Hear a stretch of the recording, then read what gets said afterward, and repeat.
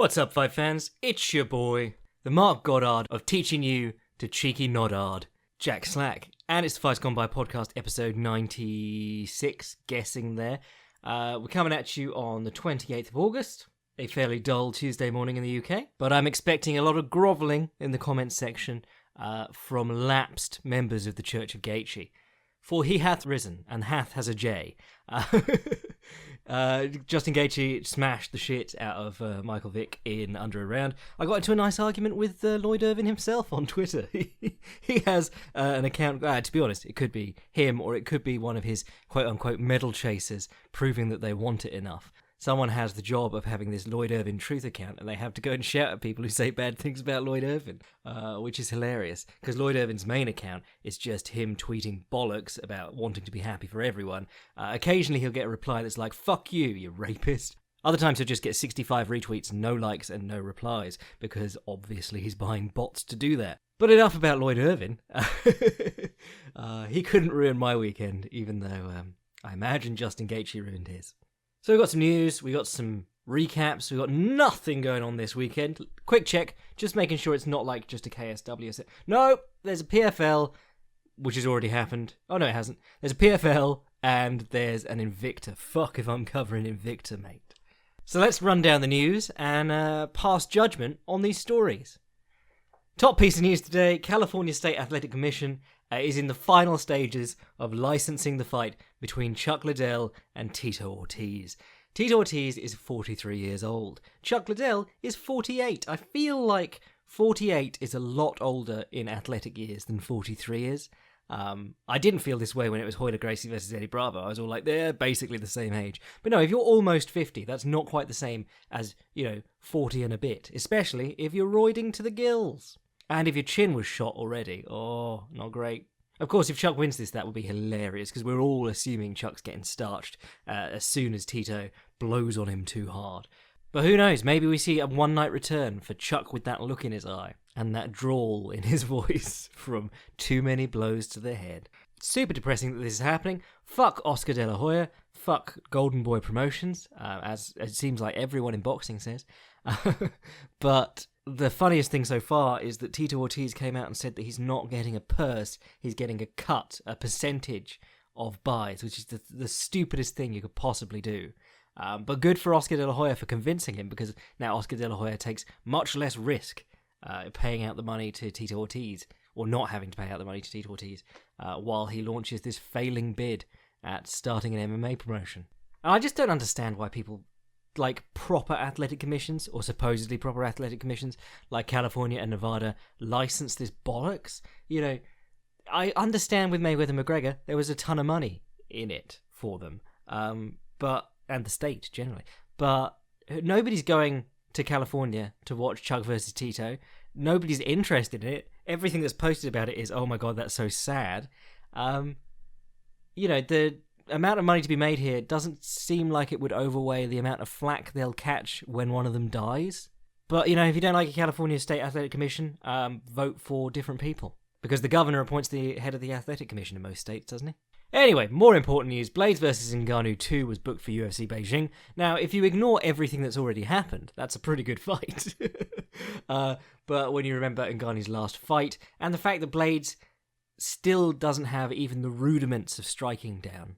He was jabbing Ngannou up in the first fight, and then just standing there and eating counters afterwards. Ngannou can't deal with a good jab. I mean, Stipe showed that, but Blades had this long jab, and then he'd just stand there and eat counter punches, and he'd get more hurt than Ngannou. It was pretty bad. However, we are in the sort of territory where Curtis Blades should be getting considered for a title shot, but we're also fanning around because we're waiting for the Lesnar fight to happen. There's Volkov in the mix. It's not I suppose, I was going to say it's not a bad division in terms of stuff coming up, but it seems like we're all just sort of killing time. And on the subject of killing time, Tony Ferguson has been booked to fight Anthony Pettis at UFC 229. Anthony Pettis, of course, is like 4 and...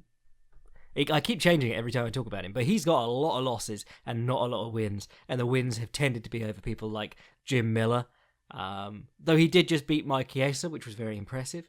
But he is still a form of his shell of self, a shell of his former self, and Tony Ferguson is grade A stud meat in the lightweight division. Tony Ferguson should be fighting for the title, but he's not.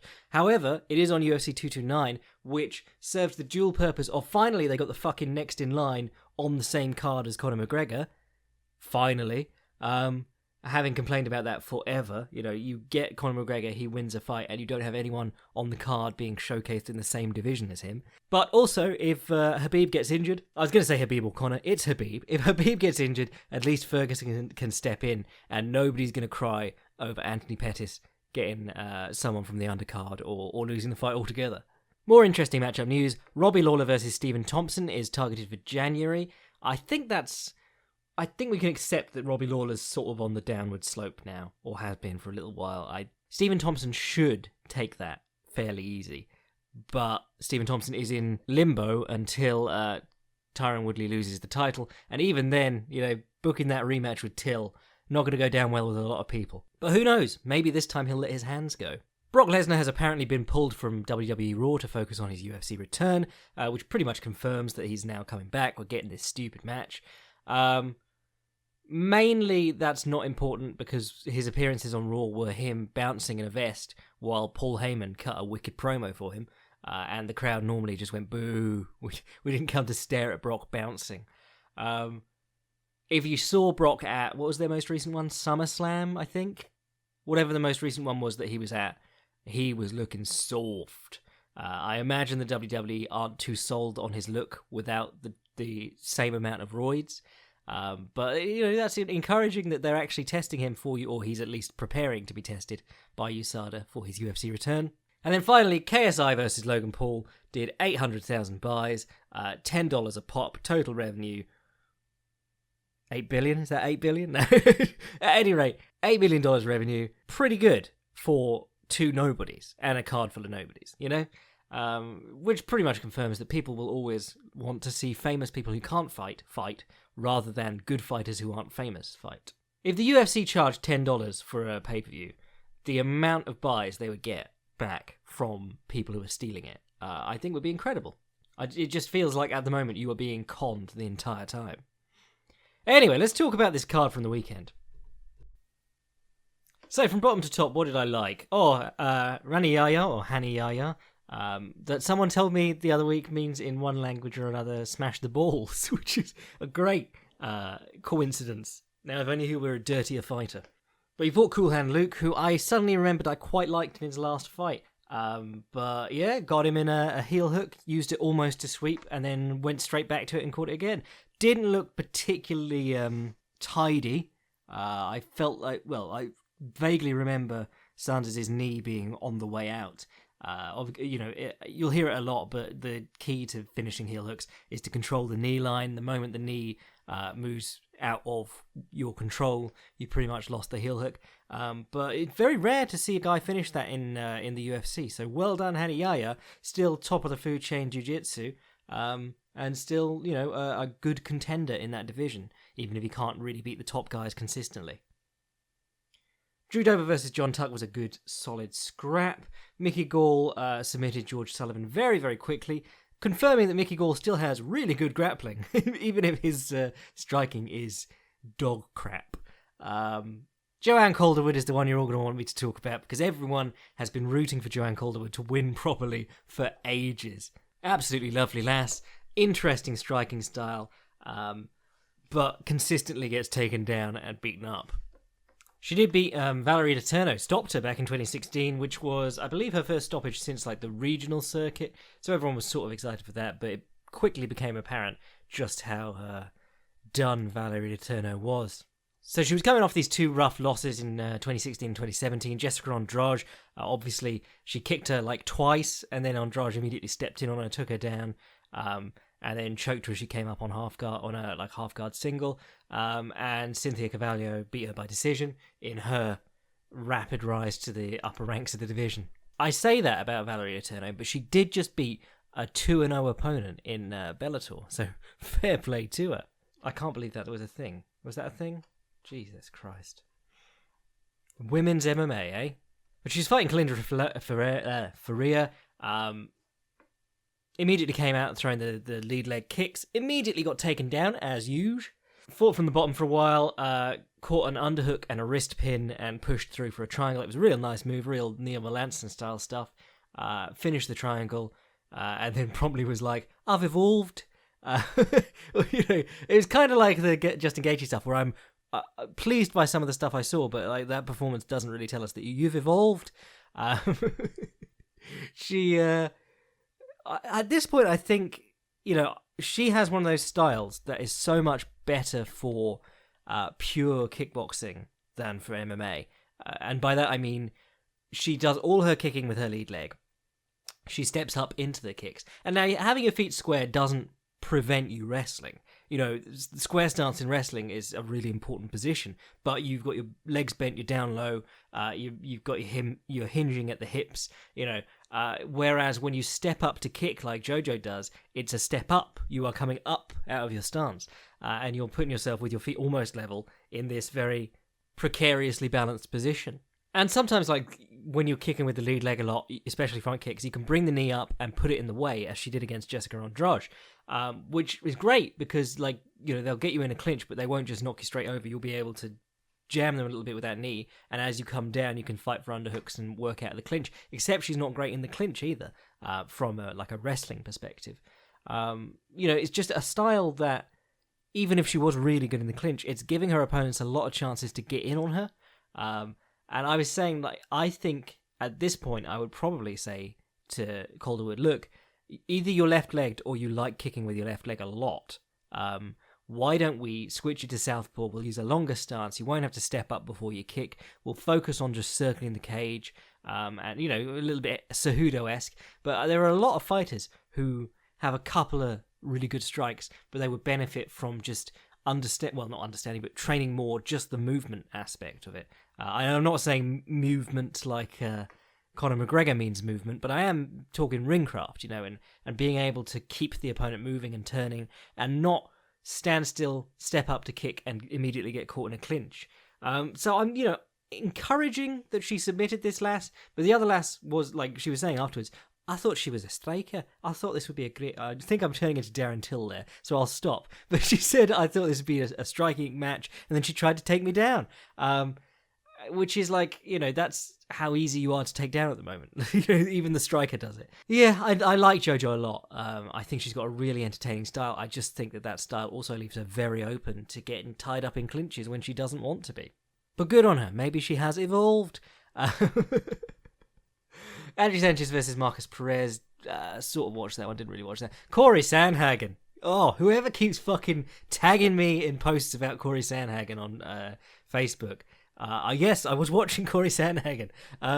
This was an awesome little fight. Not very long, but tremendous. Yuri Alcantara did exactly what Yuri Alcantara has always been terrifying for. He is a huge bantamweight who can just ragdoll people. And he comes out, cracks Sandhagen up with a couple of punches on the way to the fence. Sandhagen goes for a clinch. He overhooks, uses the whizzer, and I think he had a sort of quarter Nelson, or at least a palm on the face. But he just threw him flat on his head. He just wanged him into the floor, and then stepped over to try and attempt an armbar. It was sort of like caveman style attack meets cool jiu-jitsu rollover, or judo style rollover to the armbar.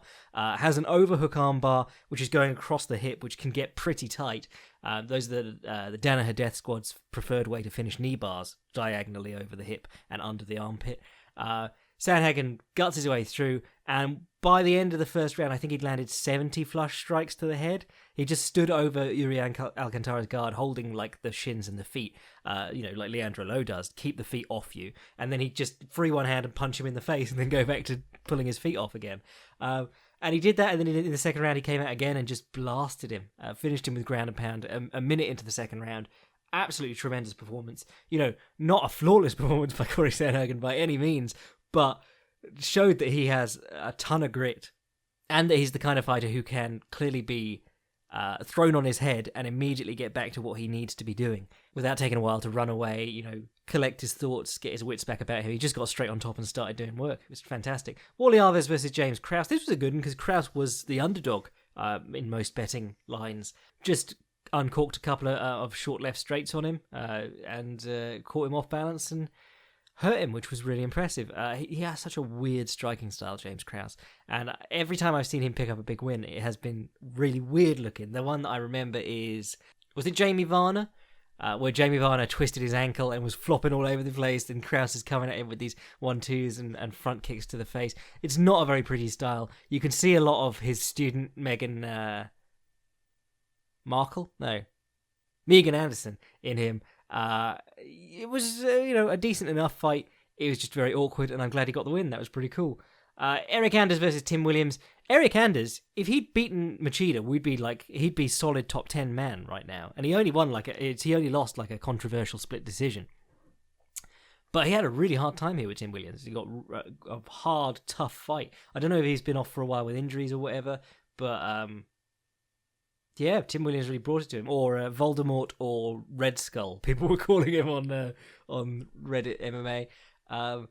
But the finish of this was spectacular, because just last week we were talking about technical stand-ups and how dangerous they can be, and it was Thiago Santos who did a incorrect technical stand-up. He did the scoot your butt back to both your hands and then stand up, which is the incorrect way, but you still get a lot of the same dangers with a correct technical stand-up. You put one hand to the floor. It's just a Turkish get-up, basically. Put one hand to the floor, lift off your basing leg and your hand, and you swing your hips through and stand up. But there is that moment where your hand is leaving the floor, coming up to your chin, and Eric Anders managed to time it so that his kick started when it would have been illegal if it connected, but managed to catch Tim Williams coming up and kick him in the head. So a completely legal soccer kick. Tremendous knockout. And I thought about writing something. I was talking about last week, writing something about the technical stand-up. I've just got to find an interesting title for it, because technical stand-up is not an interesting name. Some people call it the technical lift or standing up in base. But if you watch the Danaher Death Squad, I've used that example twice now, but both Gary Tonnen and Gordon Ryan used that a ton in their guard game. In their guard game, they go to like a side-on sitting guard, with one knee up, and they'll put their hand on the floor, and they'll threaten to stand up. If you're not close enough to them, if you're not engaging, they'll threaten to stand up. And Gary Tonnen in ADCC was doing this thing where he'd perform a technical stand-up, fall to his knees, so he wouldn't go fully into standing up. He'd turn over, basically, from on his butt to on his knees, and then he'd shoot a very low single. I think it was Wagner Rocha. But the other one that they do is they start the technical stand-up, and then they swing back, they reverse the motion back through and swing through and try and catch behind the opponent's feet with their feet to either hit the, a dummy sweep, or come in on the leg attacks, which is really cool. Everyone should try that. But that was what I was going to talk about when I was talking about these guys getting caught coming up off the floor. The thing about the technical stand-up, basic day one stuff, you do it in every jiu-jitsu training session, every class you ever take. But the whole point is, you get up when you've got distance, and if they get too close, you immediately reverse the motion. So if you're halfway up, you just put that leg that's going behind you right back through, slam it on their hip, put it on their knee, wherever, and go back to your back where your legs are in the way and keeping them off. A little misjudgment here got him head kicked in the last minute? Yeah, 14:42. So the last minute of the fight, 15 seconds left, and he got knocked out. But good on Eric Anders. He's a real fun fighter, and I don't judge guys too much for having a really rough fight when they've had a long layoff, because it really hammered home when I was watching James Vick against, was it Franca, whoever it was someone who shouldn't have been in the ring with him, basically. And actually isn't that long a layoff. God, it was only February this year. But that James Vick fight was just atrocious, and then I watched the rest of his fight. It seems much better. So you never know with these layoffs. But moving on, Davison Figueiredo, my boy, versus John Moraga, looked, I don't want to call this I don't know. I really don't know what to make of this fight, because he wasn't, a lot of the time he wasn't technically getting the better of Moraga. He was just keeping a pace on him, working hard. It was clearly a bit stronger than Moraga in a lot of positions, and then he cracked him, I think, with the right hook coming out of a clinch or something like that. He just hit harder than Moraga. He wasn't setting up clever punches or anything like that. He's just a big hitting, strong grappler. And then we were rewarded with Valid Ismail getting in the ring in jeans, which looked bizarre for some reason. I don't know why. I think I've only ever seen him in tiny Valetudo shorts or a gi, which is why. But Valid Ismail is a fucking legend in the MMA community. If you've ever seen the shit just got real gif where he like runs at the camera with his fists up. That's who he is.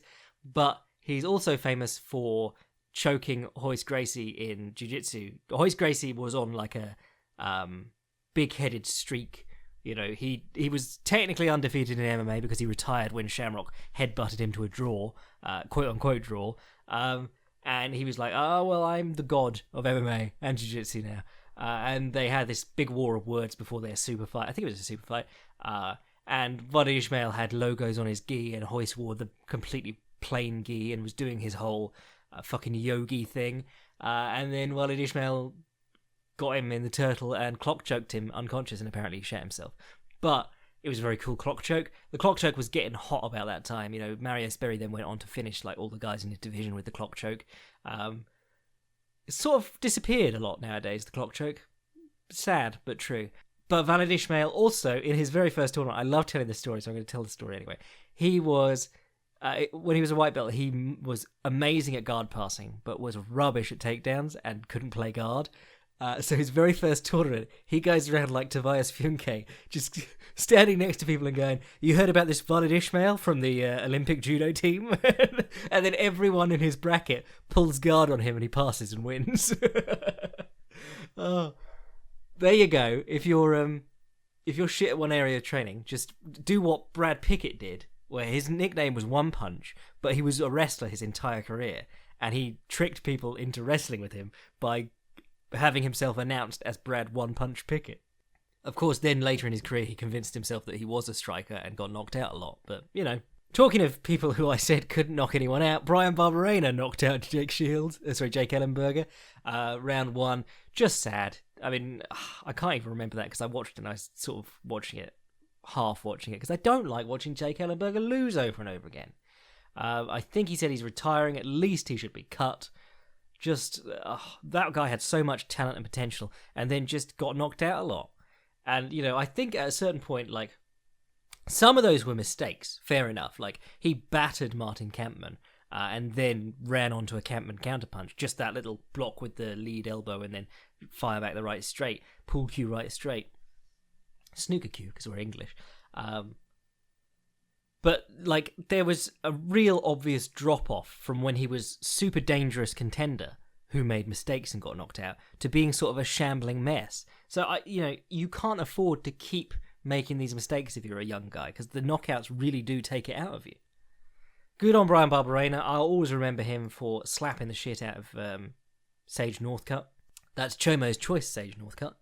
And then Courtney Casey versus Angela Hill. Two of my girls here. Solid scrap, I thought. Courtney Casey can't be in any fight that doesn't end in a sort of semi-controversial decision. A lot of people felt like Angela Hill did more. It was a really good fight. I need to watch it again. Not really good, but a good-ish fight. I need to watch again. It wasn't Angela Hill versus Jessica Andrade, but it certainly wasn't Michael Johnson versus Andre Fili, which was kind of an unremarkable fight. Michael Johnson got the split decision, but obviously Andre Fili quite comfortably hanging with a guy who's supposed to be super dangerous to everyone. And then in the main event, Justin Gaethje, who is the main event on any card he's on, smashed James Vick in... Have I said Michael Vick at some point in this podcast? I feel like I've said Michael Vick, but everyone would love to see Michael Vick smashed by Justin Gaethje. Smashed James Vick in 1 minute 27, which is fairly incredible for a guy who's been stopped once. Good on him. What I did like from this fight, I was starting to write an article. I don't know if I'll finish it. It was going to be about, like, quote-unquote, evolving. Justin Gaethje came out fucking body jabbing. Yeah, what's that about? Having said, Justin Gaethje could use a jab rather than just covering up and waiting for his opponent to hit his arms and then him try and swing back. He was actually jabbing in, body jabbing in, and like body jab into a left hook upstairs too. And then the other thing he was doing, he was backing off. He'd let Vick kick and fall short, and then he'd move back in, and he was feinting. How often do you see Justin Gaethje feinting? There was no covering up and trying to counter with kicks. He threw, I think, one low kick and didn't really go back to it. It wasn't a long fight, obviously, but think about how much action had happened in 1 minute 27 of the Michael Johnson fight, or the Eddie Alvarez fight, or the Dustin Poirier fight. The very fact that he was showing a little bit more measured, a little bit more conservatism? No, he was showing a little bit more caution. That's a huge deal. But body jabs, feints, he was trying to get Vick to the fence because Vick, as I said in my pre-fight stuff, Vick seems to get better at staying off the fence through the rounds. It's like very early on he sort of forgets what he's supposed to be doing, which is when guys have caught him there. So he immediately backed him onto the fence. Vick always keeps his head high in the air after he's thrown his punches. So what will happen is like he'll crowd himself by throwing an uppercut, and then he'll stand there for a response if he hasn't already knocked them out like Joe Duffy. But that head was high in the air, and Gaethje was trying to take it off with right straights and right overhands. The very first time he surged in and threw the right hand, he immediately went into a clinch. Not a duck into the clinch, where he could have been guillotined. He pushed into a standing clinch. Vick tried to angle off and take the collar tie, and Gaethje let him angle off and just shrugged him off rather than trying to follow him and get kneed in the face. I was really impressed. Jabs, feints, punch and clutch. No just hanging around and absorbing things on the guard. He took a couple of body kicks on the guard out in the open when he was sort of trying to wait for an opening to step back in. But I was really, really impressed by Justin Gaethje, and everyone was well pleased. The only thing that soured his performance for me was that he went to punch Lloyd Irvin in the face and actually fist bumped him on the fist, which was a little bit disappointing, but otherwise pretty cool all round. And then James Vick, he goes over to him on the stool, like when people have helped him up, and James Vick's still trying to take him down. That's how out of it was, just crazy. But it just reminds you, Justin Gaethje has this huge hitting power, and he's been using it to like bludgeon dudes just by like hitting them over and over again, even on the arms and legs and shit. And if he fought just a little bit more sharply, he could probably land less punches, but to more effect. However, attrition is how you consistently finish top level guys. But it'd be interesting to see what he can do. The best part was Trevor Whitman, who I love, is in his corner. And so, I think it was Street Fight Band Show on Twitter, posted this gif of Justin Gaethje knocking his man Spark out, everyone flying up from their seat and cheering, and Trevor Whitman standing up like 2 seconds later and looking like, right, time to go home now. Just no excitement at all. Terrific fight, terrific main event. And people were surprised. People were saying on Reddit and things, this card looked like shit. And I was saying last week, this card didn't have a ton of names on, but it had a lot of B names on and a lot of guys who were just coming up, like Figueiredo versus John Moraga, who's a fairly respectable guy in that division. And there were a lot of names on it that you knew, but you knew them for being good but not super well known. So I was excited. I was saying before this fight, this card, I was feeling very uncharacteristically optimistic, but it turned out to be one of the better cards, fight night cards at least, of the year so far. Interesting to think what's next for some of these fighters. I mean, Calderwood, I want her, she's going to go on, but I don't think, shoring up your guard isn't an answer to takedowns. It's just how to perhaps submit someone from the bottom while losing the round. So I don't know what I want to see from her. Figueiredo might as well get him in with someone like Benavidez. Benavidez is just lost that fight to Sergio Pettis, but people still respect him a lot. Or put him in with Pettis to decide who gets a shot at whoever wins the obvious rematch between DJ and Cejudo. I think for Andre Fili, I'd probably just keep him in the same place or move him forward, as if that fight had been a win, because it was a close enough fight. Michael Johnson, put him in with any other featherweight on the roster, you probably got a fairly decent fight, except this one. Justin Gaethje, maybe Beneil Dariush or someone like that, because the top end of that division is pretty much planned out for now. You can't really put him in with Poirier again. Putting him in with Alvarez again would also be a little bit soon. And, other than like Tony Ferguson, who's basically next in line, yeah, it's a bit complicated up there. That division's just crazy. But he has found his niche. He is like their guy for the fight night cards. And maybe he could, he's made a ton of money compared to a lot of these fighters. I think his disclosed earnings so far have been almost $1 million, maybe more. So, if he wanted to just take fights against guys of slightly lower level than some of these killers he's been fighting, so guys like Beneil Dariush, who I put on a level with, like Vick. I'm not saying Beneil Dariush is a low-level guy. Maybe someone like Alexander Hernandez, but then, not a tremendously established name.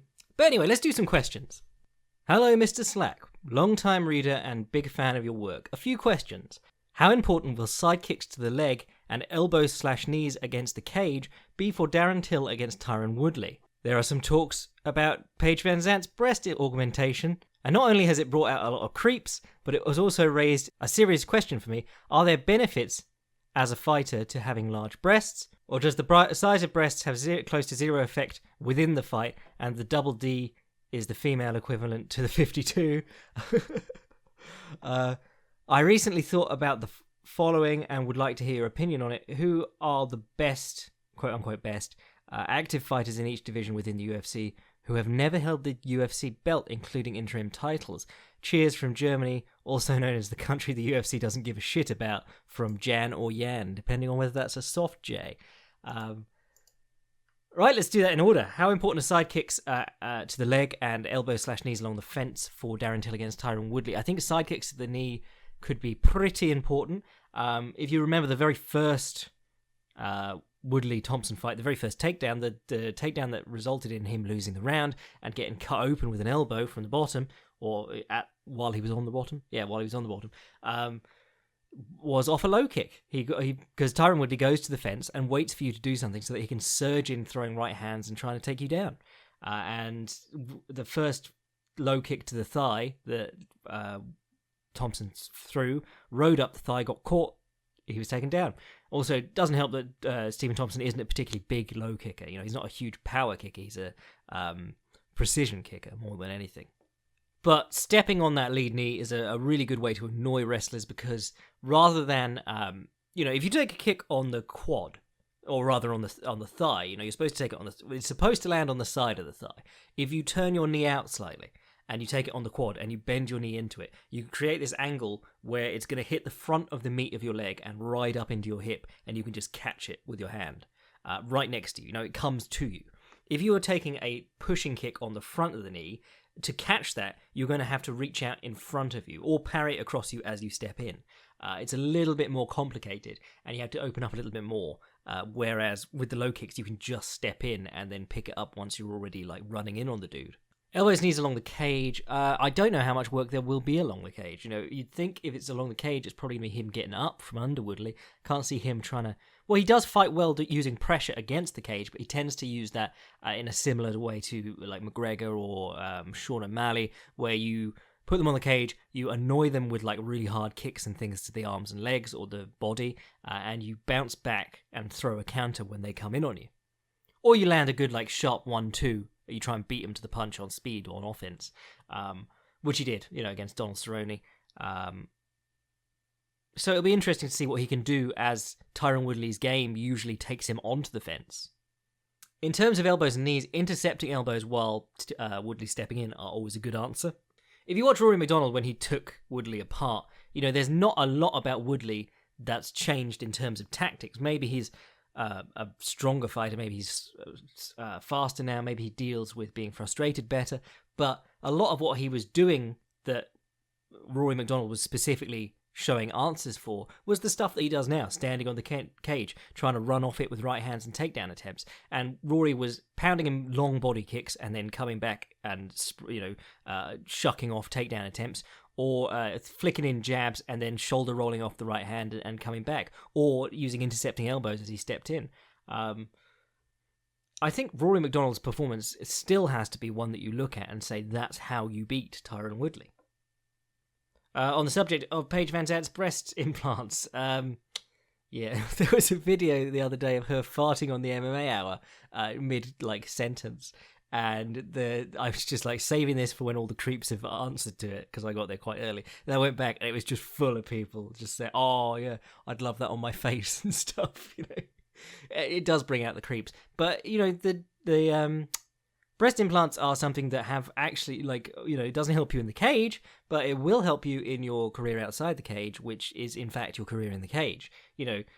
Like we said, half the trouble is getting famous, because getting famous just by fighting is very hard. People will pay to watch famous people fight. People won't pay to watch fighters try and get famous through fighting. Miesha Tate got a boob job. Did she get a boob job before? Yeah, she got a boob job back in the day before she retired, and that helped her enormously. I think, do whatever you want. I suppose it's like a fighter getting a male fighter getting pec implants or something, or calf implants. The same dangers are there. You are taking lumps out of each other in the cage, and it's a lot more dangerous if you've got a bag of silicon or saline in there. I suppose you'd probably go... Would you go silicon? Saline, or is it safer if the saline ones burst, but they are more likely to burst? I can't remember which it is. You would want something that can take a bit of a punch, and I don't think a bag of saline would. So you'd have to have the really fake, like, bolt-on ones. Who knows? Fighters with boob implants. Enlighten me, please. And then, other question, recently thought about the best active fighters in each division to have never held a belt. Ooh, that's a tricky one. Because, you immediately write off people like... Well, Carlos Condit isn't the best active. He's not very good anymore, but and he's barely active. But you do write off people like that who've won the interim title but never won the full title. I think you've got to say someone like Alexander Gustafsson, even though he's not active. He has been on a different night with... the only thing that stopped him getting titles twice was who was judging. If other people had been judging, he had a very conceivable case for beating both of those fighters. Lightweight top 10 is just full of guys like this. Kevin Lee could be world champion on any given night. Dustin Poirier probably could. Eddie Alvarez already has. Justin Gaethje could. Tons of guys in that lightweight division, if they got the fight, could be. This is the thing about a really good division. On half the trouble is getting there. It's not like middleweight under Anderson or welterweight under George or flyweight under Demetrius, where we're now struggling for people to challenge for it. In the lightweight division, there is a logjam at the top caused by an inactive champion, plus injuries and stuff. But you've also got the deepest division in the UFC, or in the world, to be honest. So you've got guys like that, and they could, on any given night, step in with... Conor McGregor's protected by not fighting, like this whole... I can't imagine him beating McGregor, because he once took a left hand. And had that been McGregor, he'd have got knocked out. On any given night, any one of these guys could step in and beat Conor McGregor, or Habib, or Tony, or whoever. It's getting the fights that's the hard part. I'm trying now to think of all the divisions. It's very hard because you instantly go to the best fighter in the division, which is the champion or has been the champion, or is like the number 2, having lost the belt to the number 1. If you have this, if you have some good examples, email fightsgoneby@gmail.com or leave them in the comments on YouTube. I'd be fascinated to see, because there's probably a couple of guys who, if you brought them up, I'd go, oh fuck, that guy never won a title. He was really good. But cheers, Jan. Oh, we got a good one here. We have had a couple this week that I was like, can't read that on the air.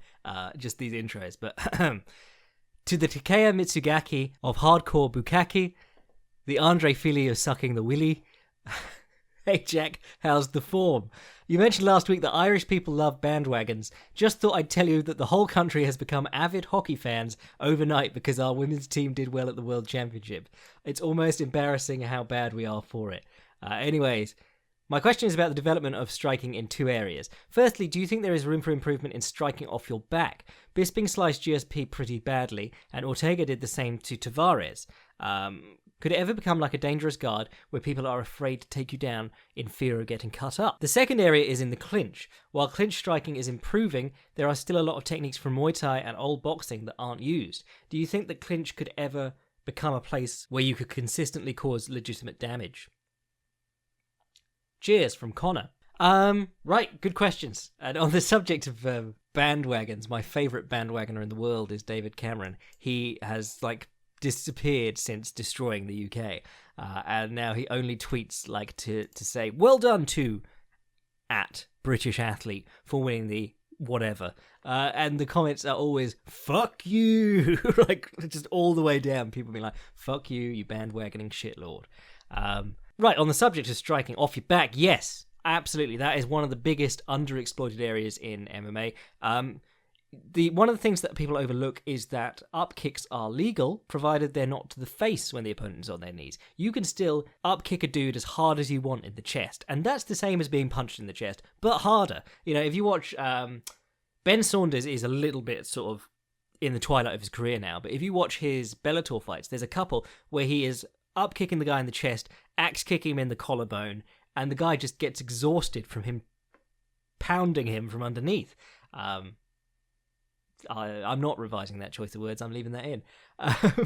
But The other one is elbows, and I think that really helps if the guy is desperate to hold you down. And I think that's, again, you got to combine it with technical stand-ups and wall walking. Less so wall walking, actually, because this stuff sort of works better out in the open. But the one that nobody mentioned here is Tony Ferguson. If you watch Tony Ferguson versus Kevin Lee, I guarantee you Kevin Lee is not getting caught in like just a simple wrist push triangle if Tony Ferguson's not elbowed him in the head for however long it was before that. Tony Ferguson's elbows from the guard are excellent. You can go from above the head. Those ones work really well if the guy's burying his head down in you. If guys start tripoding up on you, which Kevin Lee's very good at. Tavares was doing this to Ortega, and this is, I believe, is how GSP cut Bisping, or Bisping cut GSP open, because he tripoded and put his weight on him, and you just push on either the collars or even the face, and straighten your body out. These guys open their legs a lot of the time. Like Ortega opened his legs just to straighten his whole body out and make like a corpse. Rigor mortis style resistance for his opponent, and then he'd drop them, remove, as Ryan Halsall was saying, remove the solid base and let them fall onto the elbow. Ortega gave Tavares like bits where he looked like he was about to sprout devil horns, because it was just above the eye on both sides. He sliced right open, almost in perfect horizontal lines. I think one of the things that really helps with striking from your back is creating movement like that, being able to create pressure from the opponent and then use it to create big collisions. But I think the strongest sort of elbow you can land from your back is going from above the head, and I think to do that you have to pull the opponent's head to your chest. So you've got to be good at breaking dudes down, and breaking dudes down also convinces them to tripod, because if you can't posture, you try and get to your feet first and put some weight on and start hitting or move into the fence. So a lot of it is to do with posture control and anticipation of what the opponent's going to be doing with their weight. But of course, very difficult to practice that sort of stuff, because even if a guy, you don't have to throw the elbow hard. If you're getting the guy's weight moving onto you and you're just putting the elbow out for it, you're still going to give them the same as you would if you loaded up that elbow. It's always interesting how guys train elbows, because you can get elbow pads for like Muay Thai work, as in you wear the elbow pad. You see Machida wearing them a lot, but it's hard if you're working with like intercepting elbows to do that with elbow pads without creating the same amount of force in the collision. Second area is the clinch. Clinch has tons of room to work. I think a lot of it comes from head position. And the guys who are really, really good at just styling all over their opponents from within the clinch tend to be wrestlers, and they tend to prefer to go for like takedowns if they can. I think more wrestlers should be taught to infight along the fence like John Jones does. Get your head underneath, free your arms, and bang the body, and not worry about guys treat getting to the fence like shit. Let's make the most of this now because I might never do it again. I think you've got to be confident enough to treat it like, yes, I'm going to hit his body now, he'll get away, and then I'll do it again. But that's a sort of familiarity with striking that you'd need there, rather than because that all the footwork stuff is to do with striking rather than wrestling. So if you've got a guy who's just a really good wrestler, he's probably going to stick to just really good wrestling.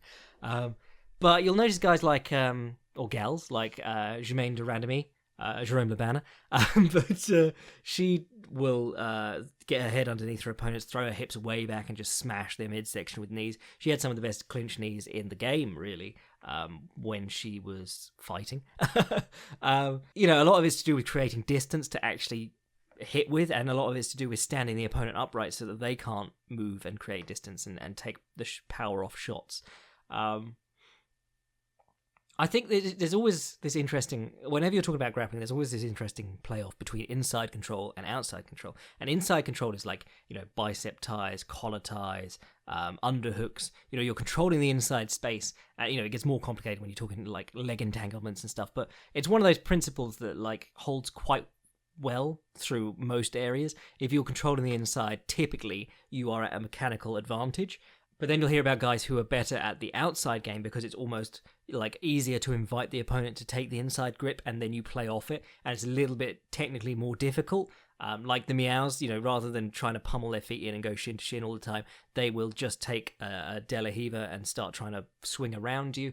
Or in wrestling terms, John Smith was a huge fan of letting the opponent get collar tie and then holding their elbow from underneath and trying to duck under that. I think in clinch striking you would probably have more success if you could do the same sort of thing. If you could give up a good control and then use an overhook to strike with or something like that.